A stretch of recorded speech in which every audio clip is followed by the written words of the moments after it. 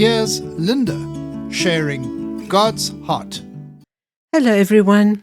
I'm so grateful that you are sharing the amazing testimonies of the patriarchs with us on this beautiful journey of discovery. It certainly builds up my faith when I see their response to the Lord when they stepped out in faithful obedience to Him.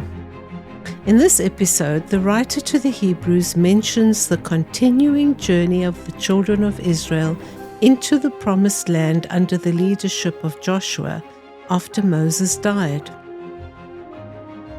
When they camped about 7 miles or 11 kilometers east of the Jordan River at Acacia Grove, Joshua sent out 2 spies to view the promised land that the Hebrews were about to enter.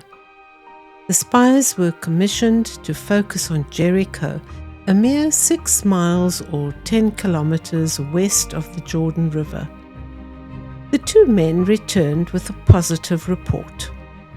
And they said to Joshua, "Truly the Lord has delivered all the land into our hands, for indeed all the inhabitants of the country are faint-hearted because of us." This set the next phase of their journey in motion, which was crossing the Jordan River. At that time of the year, it overflows all its banks during the whole time of harvest. Their miraculous crossing on dry ground further caused faint-heartedness amongst the people living west of the Jordan River. So it was, when all the kings of the Amorites who were on the west side of the Jordan, and all the kings of the Canaanites who were by the sea, heard that the Lord had dried up the waters of the Jordan from before the children of Israel until we had crossed over, that their heart melted, and there was no spirit in them any longer because of the children of Israel. Wow, their presence certainly caused a stir in the entire region. Now Jericho was securely shut up because of the children of Israel. None went out, and none came in.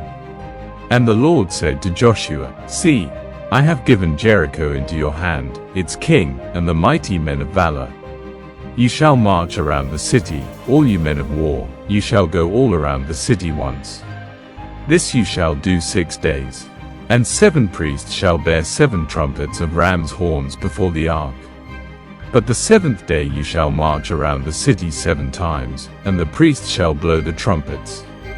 It shall come to pass, when they make a long blast with the ram's horn, and when you hear the sound of the trumpet, that all the people shall shout with a great shout. Then the wall of the city will fall down flat, and the people shall go up every man straight before him." Every act of these 7 days was done out of obedience and faith. And this brings us to the main verse of this episode. By faith the walls of Jericho fell down after they were encircled for 7 days. Every Israelite's life and belief was on the line in those 6 days leading up to the 7th day, when the walls would fall down and the city of Jericho was conquered. And I believe God's heart for us is, "My dear child, just as I brought victory to my children as they trusted and obeyed me when they conquered Jericho, so I will bring about your breakthrough as you trust and obey me." Do you remember the song that spoke about trusting and obeying me? Because there is no other way to be happy in Jesus than to trust and obey. I encourage you to do the same today, no matter what you are facing, as I assure you of my intense love and support of you and your loved ones.